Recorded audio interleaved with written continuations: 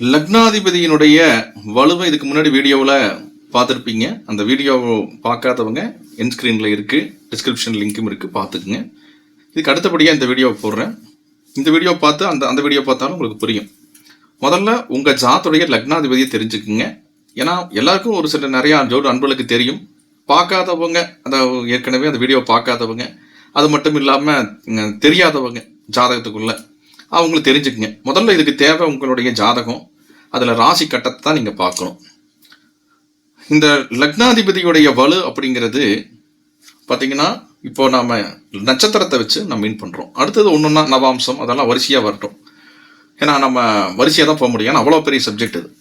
முதல்ல லக்னாதிபதி நிற்கக்கூடிய நட்சத்திரத்தை நாம் தெரிஞ்சுக்கணும்.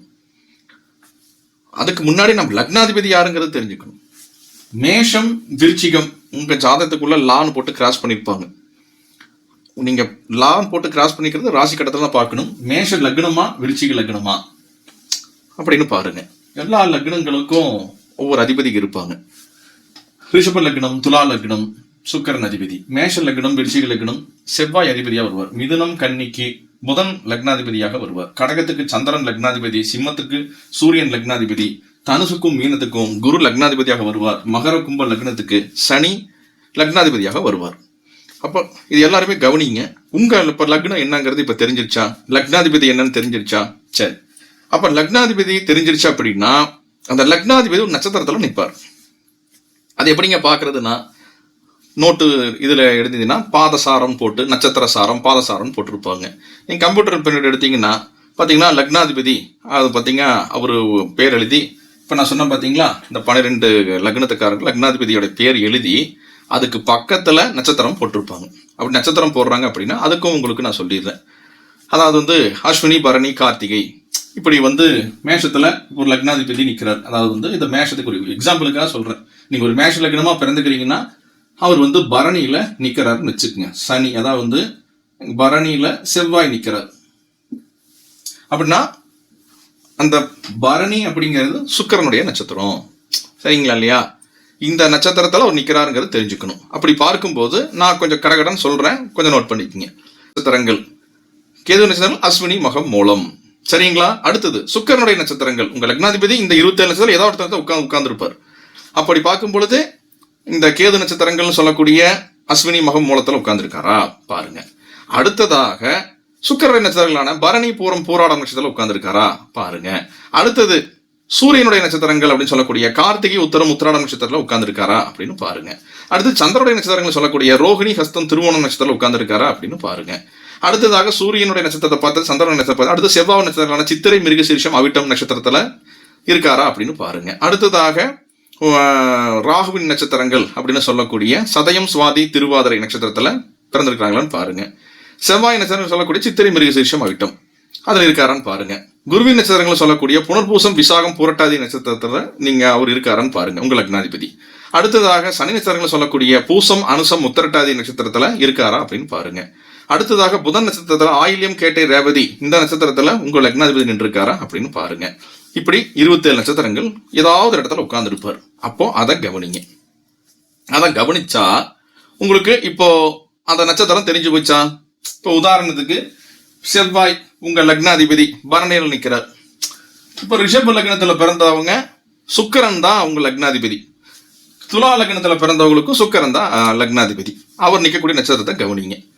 இந்த மிதுனம் கன்னி லக்னத்தில் பிறந்தவங்களுக்கு இந்த புதன் எந்த நட்சத்திரத்தில் உட்கார்ந்துருக்காருன்னு கவனிங்க. கடகம், சிம்மம் லக்னத்துக்காரங்க, கடக லக்னத்துக்காரங்களுக்கு சந்திரன், சிம்ம லக்னத்துக்காரங்களுக்கு சூரியன், அவரு எந்த நட்சத்திரத்தில் உட்கார்ந்துருக்காருன்னு கவனிங்க. இந்த தனுசு, மீனம் இந்த லக்னத்தில் பிறந்தவங்க உங்களுக்கு குரு, அவர் எந்த நட்சத்திரத்தில் உட்கார்ந்துருக்காருன்னு கவனிங்க. இந்த மகரம், கும்ப லக்னத்துக்காரங்களுக்கு லக்னாதிபதி வரக்கூடிய சனி எந்த நட்சத்திரம் உட்கார்ந்துருக்காருன்னு கவனிங்க. இப்போ புரியுதுங்களா? அப்போ அந்த நட்சத்திரம் எந்த அதிபதி அப்படின்னு இப்போ தெரிஞ்சு போச்சா? சரி, அப்படி பார்க்கும் பொழுது இதை நீங்க எழுதி வச்சா தான் உங்களுக்கு புரியும். இந்த மேஷம், விருச்சிகம் லக்னத்துல பிறந்த நீங்க செவ்வாய் தான் உங்க லக்னாதிபதி. அவர் புதன் நட்சத்திரத்துல இருப்பது, ஆயில்யம், கேட்டை, ரேவதி நட்சத்திரங்களை இருப்பது அவ்வளவு சிறப்பாக இருக்காது. கடன், பகை, நோய் தொந்தரவுகள் எல்லாம் கொடுக்கும், புரிஞ்சுக்கணும். ஆனா அதே அந்த இந்த மேஷ லக்னத்துக்கு மேஷ லக்னம் இந்த விருச்சிக லக்னத்தில் பிறந்த இந்த செவ்வாய் ராகுவின் நட்சத்திரங்கள்னு சொல்லக்கூடிய சதயம் சுவாதி திருவாதிரைகள்லாம் உட்கார்றது கொஞ்சம் நல்லா இருக்கும். அதெல்லாம் கொஞ்சம் நல்லாவே இருக்கும். என்ன காரணம்?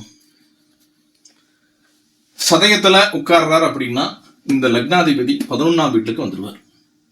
அதே மாதிரி சுவாதியில உட்கார்றார் 7ஆம் வீட்டுக்கு இருப்பார். நல்ல விஷயம். அடுத்தது இங்க மிதுனத்திலையும் செவ்வாய் இருக்கலாம், தப்பு இல்லை. அப்ப 6, 8, 12 தொடர்பு இல்லாம நாம வரணும். அதுலயும் அது லக்ன அசுபராக இருக்கக்கூடாது. அப்போ மேஷத்துக்கும் விருச்சிகத்துக்கும் இந்த புதனுடைய நட்சத்திரங்கள்ல இருப்பது நன்மை அல்ல. மற்றதெல்லாம் கூட பரவாயில்லைங்க, இருக்கலாம் அப்படின்னு சொல்லலாம். இந்த ரிஷப லக்னம் துலா லக்னத்துல பிறந்த உங்க லக்னாதிபதி சுக்கிரன், இவர் எந்த நட்சத்திரம் இருக்கக்கூடாது அப்படின்னா குருவின் நட்சத்திரங்களான புனர்பூசம், விஷாகம், பூரட்டாதி நட்சத்திரத்துல இருப்பது அவ்வளவு நன்மை அல்ல. இதை நீங்க புரிஞ்சுக்கணும். அடுத்தது இந்த மிதுனம் கன்னி லக்னத்துல பிறந்த உங்களுக்கு இந்த புதன் மட்டும் சனி நட்சத்திரங்களை சொல்லக்கூடிய பூசம், அனுசம், உத்திரட்டாதி நட்சத்திரத்தில் இருப்பது அவ்வளவு சிறப்பு இல்லை. அதே மாதிரி சித்திரை, மிருகசிரிஷம், அவிட்ட நட்சத்திரம் பிறப்பதும் அவ்வளவு அங்க இருக்கிறதும் அவ்வளவு சிறப்பு இல்லை. ஆனா இதுக்கெல்லாம் விதிவிலக்குகள் இருக்குது, தெரிஞ்சுக்குங்க. இதெல்லாம் கொஞ்சம் போராடணும், வேலைக்கு போராடணும், கடனுக்காக சிரமப்படணும், நிறைய கடன் வாங்கி அப்புறமா கட்டுற மாதிரி ஆகிறது, தேவையில்லாத கணவன் மனைவி பிரச்சனை, இதெல்லாமே வரும். நான் சொல்லக்கூடிய இவங்க இந்த லக்னத்துக்கு மட்டும் இல்லை, இதுக்கு முன்னாடி இருக்கிறவங்களுக்கும் சரி, இதுக்கப்புறம் சொல்ல போறவங்களுக்கும் சரி. அதே மாதிரி தான் இந்த சந்திரனுடைய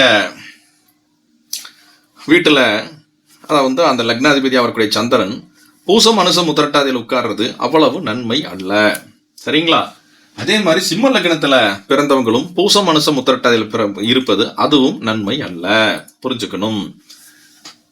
விருச்சிக லக்னத்துக்கும் இந்த அதே கணக்கு தான் சொல்லிட்டோம். இந்த தனுசு, மீனம் இந்த 2 லக்னத்துக்கால் பிறந்தவங்க உங்க லக்னாதிபதியை வரக்கூடிய குரு சுக்கிரனுடைய நட்சத்திரங்கள்னு சொல்லக்கூடிய பரணி, பூரம், பூராடம் நட்சத்திரத்துல இருப்பது அவ்வளவு நன்மை அல்ல.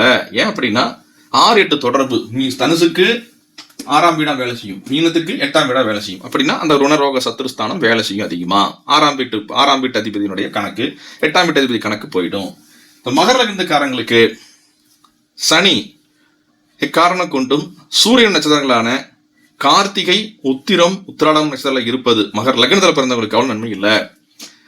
எனக்கு உத்திரத்துல தான் இருந்து திசா நடத்தும் போதுதான் கடுமையான பிரச்சனைகள், சனி திசா சின்ன வயசுல அதிகமாக பாதிப்பு பண்ணுது. ஆனா அதே கடைசியா நல்ல பலன்கள் கிடையாது. ஆனா சின்ன வயசுல அதிகமான சிரமங்கள் நடந்தது. மகர லக்னத்துல பிறந்த எனக்கு லக்னாதிபதியாக வரக்கூடிய சனி உத்திரத்துல இருந்தார், கன்னி ராசியில உத்திரத்துல இருந்தார். அப்ப சின்ன வயதுல ரொம்ப ஒரு சிரமங்கள், கடன், நோய், பகை எல்லா விஷயங்களும் சனி அதிகமா கொடுத்தது. அப்புறமாக கடைசியாக கொஞ்சம் ரெக்கவர் ஆகி அப்புறமா நல்ல இடத்துக்கு வந்தாச்சு.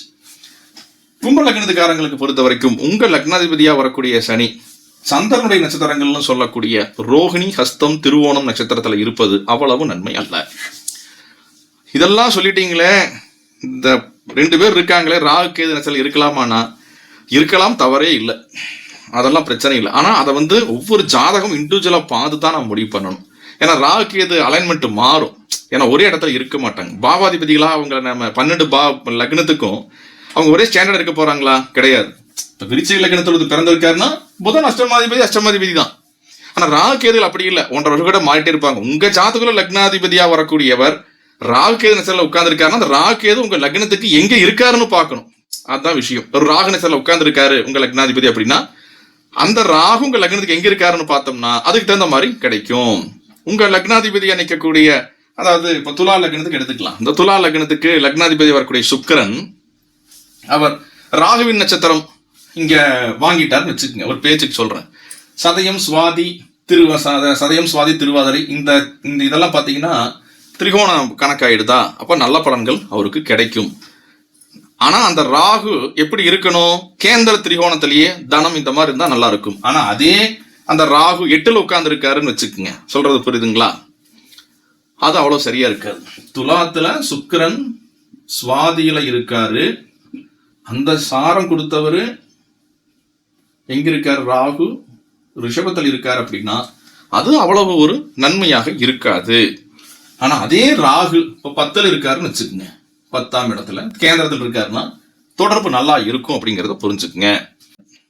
இதுதான் லக்னாதிபதி நிற்கக்கூடிய நட்சத்திரத்தினுடைய அடிப்படை. இன்னும் இதை பத்தி இன்னும் நிறைய பேசலாம். ஏன்னா அந்த பாவாதிபதிகள்லாம் வந்து எப்படி இருக்கிறாங்க, அந்த அந்த லக்னாதிபதி இருக்கக்கூடிய நட்சத்திரம், அந்த அதிபதி ஆட்சியா உச்சமா நீசமா அப்படின்னு பார்க்குற ஒரு மெத்தட் இருக்கு.